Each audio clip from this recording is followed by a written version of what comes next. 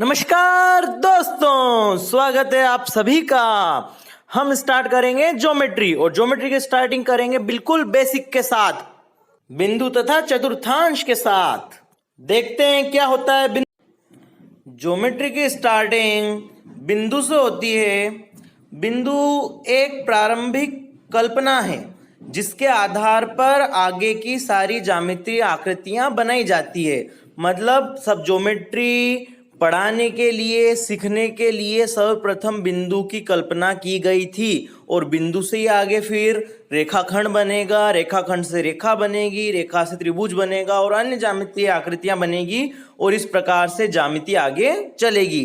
तो बिंदु क्या है? प्रारंभिक ज्यामितीय परिकल्पना, जिससे पहले कुछ नहीं है। ज्योमेट्री में बिंदु से पहले कुछ नहीं, ज्योमेट्री की स्टार्टिंग ही बिंदु से होती है। ठीक है। और बिंदु क्या करता है? तो बिंदु किसी स्थिति को अभिव्यक्त करता है। स्थिति को अभिव्यक्त किस प्रकार से करता है अभी देखेंगे, समझेंगे।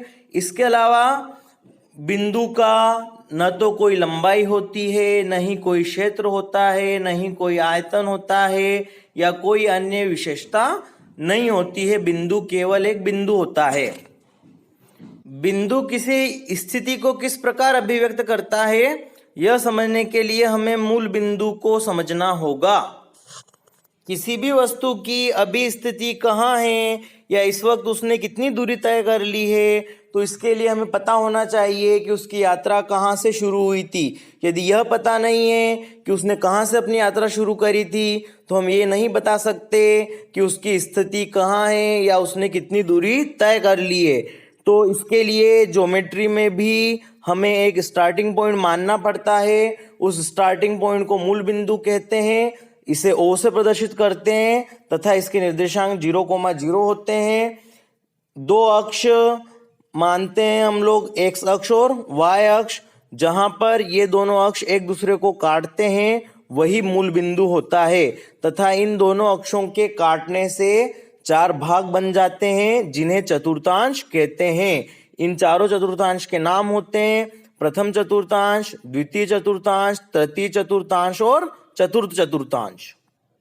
मूल बिंदु के दाईं ओर होता है धनात्मक X अक्ष तथा बाईं ओर होता है ऋणात्मक X अक्ष।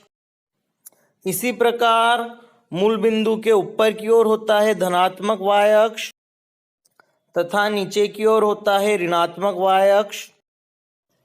इस प्रकार यदि किसी वस्तु की स्थिति के दोनों निर्देशांक प्लस में है, निर्देशांक प्लस प्लस है, तो वह प्रथम चतुर्थांश में होगी।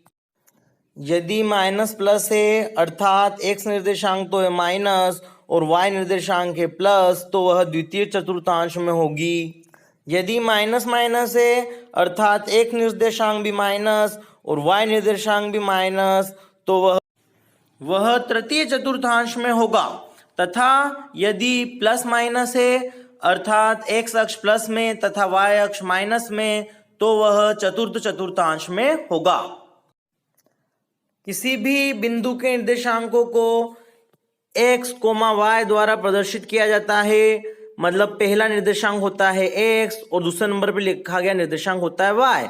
x निर्देशांक का अर्थ होता है उसने x अक्ष पर कितनी दूरी तय करी तथा y निर्देशांक का मतलब होता है उसने y अक्ष पर कितनी दूरी तय करी।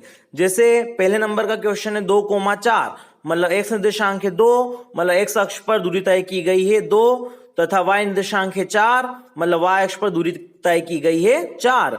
और क्योंकि प्लस कोमा प्लस है, दोनों ही प्लस है, इसलिए यह प्रथम चतुर्थांश में होगा। इसी प्रकार से दूसरा क्वेश्चन है 3,-5, x निर्देशांक है 3, y निर्देशांक है -5, कौन से चतुर्थांश में होगा?